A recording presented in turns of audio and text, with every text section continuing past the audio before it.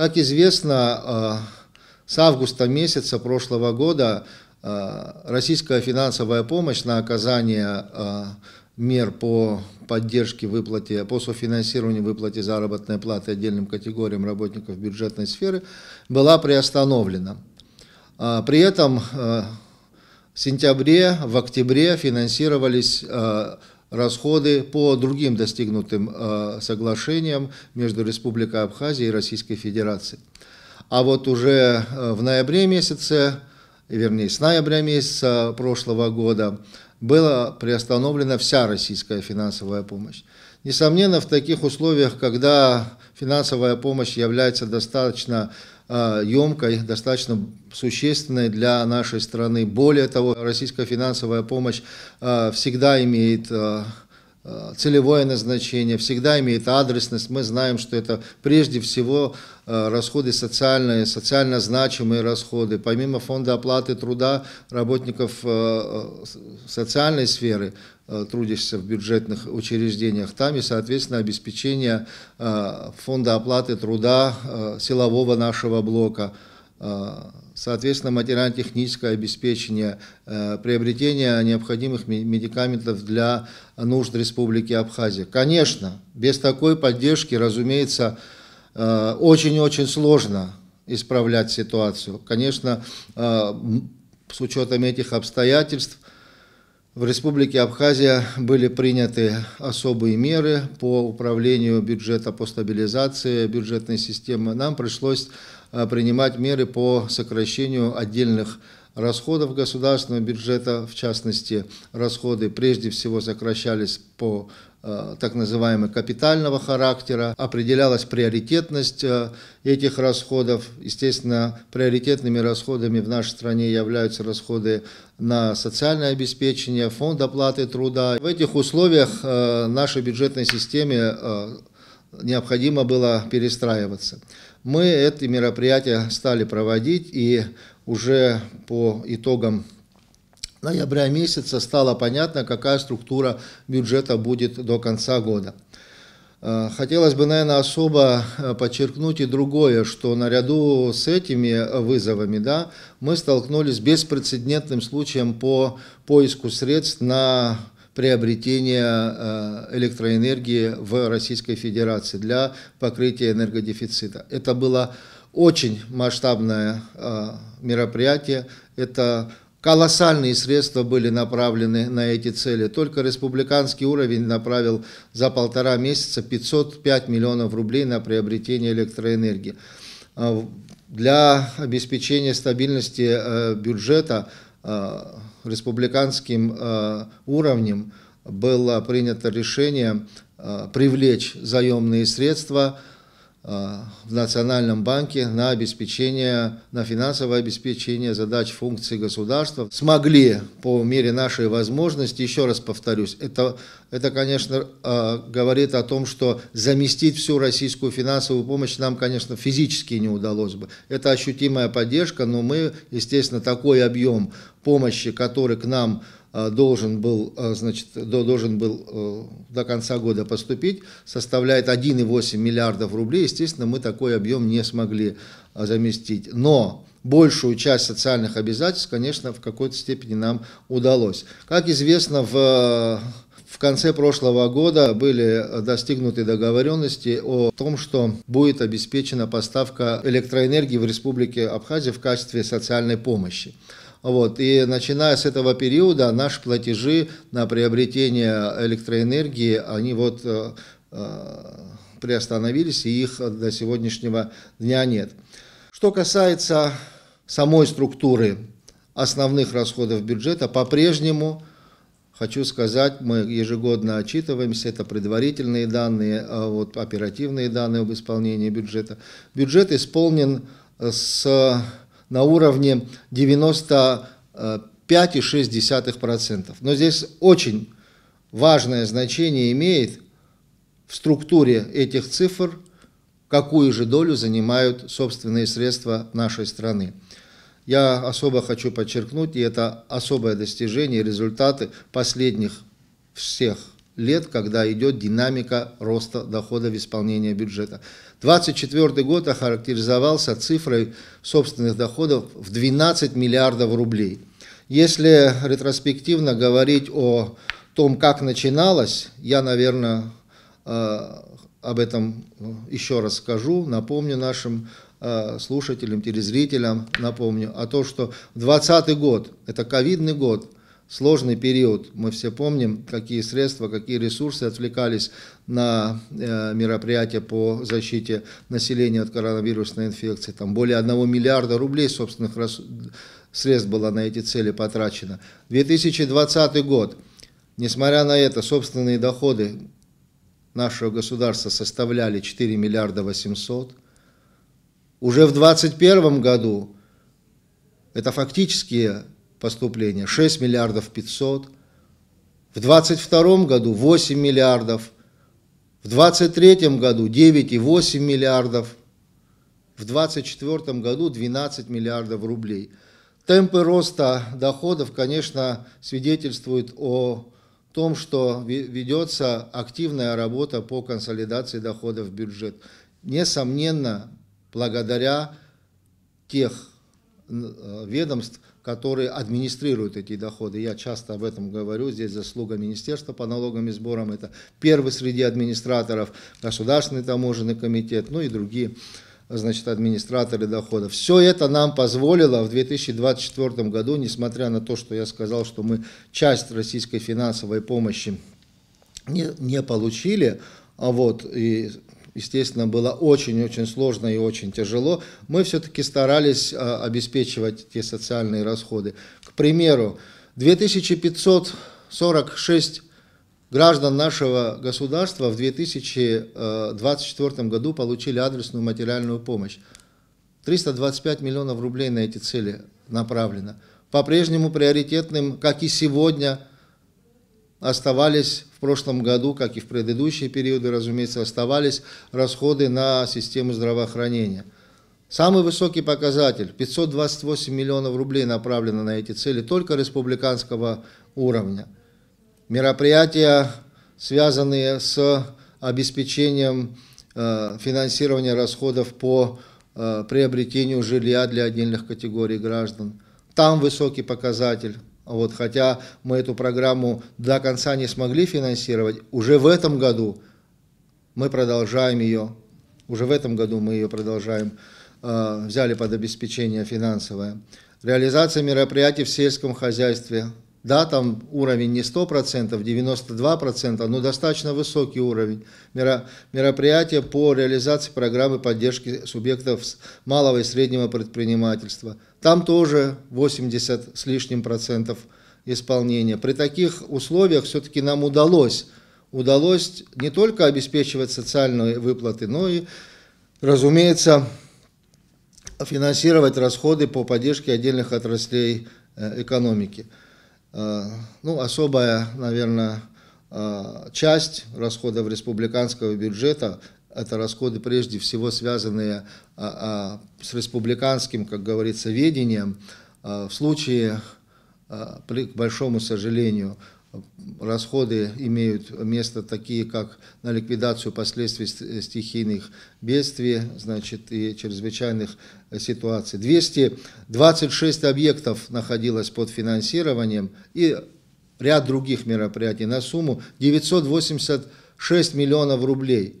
В это количество и в эти цифры входят, разумеется, и расходы, связанные с модернизацией, реконструкцией автодорожной нашей инфраструктуры, финансируемой за счет средств республиканского бюджета, инженерной инфраструктуры, реконструкция социально-культурных объектов республиканского и местного значения и многие-многие другие расходы. Это важные расходы, которые сегодня несет государство и обязано будет нести постоянно. Бюджет на 2025 год еще не принят, и как сейчас страна живет в связи с этим, как выполняются бюджетные обязательства перед гражданами? Да, действительно, закон о республиканском бюджете на 2025 год не принят, и в этих условиях мы принимаем особые меры по управлению бюджетом в соответствии с нашим бюджетным законодательством. На территории республики был принят нормативный документ, обеспечивающий финансирование за счет средств республиканского бюджета на уровне 1/12 бюджетных параметров предыдущего финансового года. Я, наверное, об особенностях более детально не буду рассказывать, потому что там есть сложности, трудности при таком исполнении бюджета, но хочу сказать, что, соответственно, бюджетная система не осталась без управления, бюджетная система достаточно управляемая, мы наблюдаем динамику взаимоотношений с бюджетами наших районов и города Сухум. Кстати, хочу сказать, что бюджеты наших территорий, значит, все приняты, вот только республиканский бюджет не принят. Очень надеюсь на то, что в обозримом будущем такие решения будут приняты, и мы получим, соответственно, полноценный финансовый государственный документ, который нам позволит полностью, в полном объеме обеспечивать бюджетные обязательства финансированием, потому что частично 1/12 создает большие сложности. Вот. Что касается текущей ситуации, вот мы завершили январь месяц, как известно, что приоритетными расходами, как я говорил и ранее, в 2024 году, так и в 2025 являются расходы социального характера. Для нас остаются эти расходы, как выплата заработной платы, соответственно, важными, приоритетными. Поэтому в январе месяце мы не имели расходы на выплату заработной платы, так как в декабре месяце была полностью обеспечена финансированием зарплата за ноябрь и за декабрь месяц. Доходы, которые поступают в бюджетную систему целиком по стране, дают возможность нам консолидировать эти средства для того, чтобы в текущем месяце, в феврале, начать выплачивать заработную плату. Мы сейчас говорим о той части расходов, которая должна быть обеспечена собственными доходами бюджета. Соответственно, в текущем году, в соответствии с объемами и параметрами оказания российской финансовой помощи, такая помощь в Республике Абхазия обозначена на сегодняшний день в объеме 5,2 миллиарда рублей. Она разбита по направлениям социально-экономического направления и в качестве бюджетных инвестиций. Поэтому мы, естественно, разделяем ровно точно так же эти расходы в соответствии с их целевым назначением. Расходы на заработную плату, как и положено, как и это предусмотрено законодательством, соответственно, начали финансироваться в соответствии с достигнутыми условиями. Естественно, расходы на заработную плату обеспечиваются за счет средств бюджетов самостоятельно, за счет средств республиканского бюджета самостоятельно, в пределах тех ассигнований, тех возможностей, которые имеет собственный бюджет. Сегодня к нам поступила российская финансовая помощь в соответствии с достигнутыми договоренностями в объеме 344 миллиона рублей на выплату заработной платы отдельным категориям работников бюджетной сферы. С завтрашнего дня эти средства будут направлены на выплату зарплаты, соответственно, системе правоохранительной, обороноспособности и, соответственно, расходов, связанных с выплатой заработной платы работникам бюджетной сферы в отраслях здравоохранения, культура, образования, ну и так далее. В текущем году остается у нас действующее соглашение по софинансированию по всем этим направлениям. Очень рассчитываю на то, что эти соглашения, значит, будут продолжены, вот, и мы будем получать такую же стабильную финансовую поддержку для обеспечения выплат заработной платы нашим работникам бюджетной сферы. Вместе с тем, в структуре бюджета находятся не только помощь, оказываемая российской стороной на социально-экономическое, но и, соответственно, на бюджетные инвестиции и на государственную поддержку в отдельных отраслях экономики. И там мы очень надеемся на то, что все, как и сегодняшнее поступление, возобновится, и мы будем в дальнейшем продолжать взаимодействие с нашими коллегами. Вот, наверное, вкратце хотел бы сказать о первом месяце и исполнения бюджета и о первых днях текущего месяца, как все-таки начинается финансирование самых масштабных расходов в нашей стране, это фонда оплаты труда. Поэтому считаю, что у нас нет на сегодняшний день особых рисков, с учетом тех обстоятельств, что средства российской финансовой помощи поступили, и они нам дали возможность, значит, стабилизировать всю нашу систему. Вот, и мы будем обеспечивать с завтрашнего дня финансовое обеспечение наших обязательств, соответственно, с учетом объемов софинансирования. Также в текущем году мы продолжаем обеспечивать ключевые, важные направления нашей бюджетной политики, а именно финансовое обеспечение в социальной сфере. Это расходы, связанные, соответственно, с лечением наших граждан за пределами Республики Абхазия. Здесь приоритетное значение эти расходы имеют очень важное значение. Мы переходили с остатком задолженности в 26 миллионов рублей. На сегодняшний день задолженность перед клиниками Российской Федерации составляет не более 4 миллионов рублей. Более того, хочу сказать, что достаточно большая была задолженность и по поставке медикаментов в Республику Абхазия для нужд лечебных учреждений. Вот в течение этого месяца мы уже погасили порядка 28 миллионов рублей. Это тоже очень важное направление, потому что, понимая, осознавая, значит, важность таких расходов, а прежде всего важность того, что своевременную и полную медицинскую помощь должны получать наши граждане. Вот мы занимаемся ежедневно, постоянно этой работой. Это очень важный аспект, на который обращаем внимание и не только мы, республиканский уровень, но и, соответственно, все местные бюджеты. Отдельно хотел бы, наверное, еще и подчеркнуть работу всей бюджетной системы, включая несомненно, и бюджеты государственных внебюджетных фондов. Там тоже очень хорошая поступательная динамика доходов.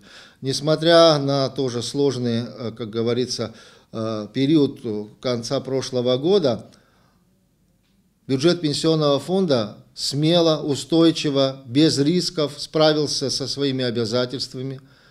За январь полностью, вот руководитель фонда информировал недавно о том, что обязательства за январь обеспечены полностью. Мы видим стабильность, мы видим уверенность, значит, поступлений и остатка средств на эти цели за февраль месяц в пенсионном фонде. Еще хотел бы сказать отдельно о бюджете фонда социального страхования. Там тоже очень хорошая динамика поступлений. Кстати, хочу сказать, что как и в пенсионном фонде, так и в фонде социального страхования и охраны труда постоянно от руководства фондов поступают инициативы об индексации размеров, с одной стороны, пенсии, с другой стороны, выплат отдельным категориям наших граждан, то есть меры социальной поддержки. Естественно, такие инициативы воспринимаются положительно, принимаются скорейшие и быстрые решения по ним, и начинается их реализация. Мы наблюдаем также и темпы роста поступлений в другие бюджеты, в частности, в бюджет фонда медицинского страхования, где в 2024 году в конце дополнительно были внесены изменения парламентом республики, увеличив расходы на 10 миллионов рублей, которые необходимо было направить на приобретение химиопрепаратов для лечения наших больных онкологическими заболеваниями. Такая же ситуация происходит и с бюджетом фонда репатриации. Там тоже достаточно большое исполнение, достаточно успешное исполнение, что нам позволило внести предложение всем вместе, начиная с руководства фонда и потом аналогично отраслевые руководители внесли и поддержали эту инициативу о том, что часть медицинских программ, которые относятся к демографической теме, которые относятся к демографической политике, перенести на расходы бюджета фонда репатриации. Я говорю в частности о программе ЭКО. Мы сегодня имеем такую возможность, что бюджет фонда может направлять средства на эти цели. Очень надеемся, что эта программа останется на долгие годы. При формировании бюджетных параметров на 2025 год, при подготовке проекта закона о республиканском бюджете Центральная избирательная комиссия предоставила бюджетные ассигнования на 2025 год, связанные с подготовкой и проведением выборов президента Республики Абхазия. В соответствии с этими документами и обоснованием к ним общий объем потребностей на эти цели предполагался в сумме 23 миллиона рублей. В текущем году пока на эти цели республиканским бюджетом было направлено 4 миллиона 700 рублей.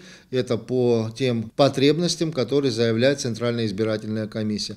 Я особо хочу подчеркнуть, что расходы на организацию и проведение выборов в 2025, выборов президента в 2025 году тоже являются, разумеется, приоритетными. И здесь, естественно, задержек в финансировании не будет.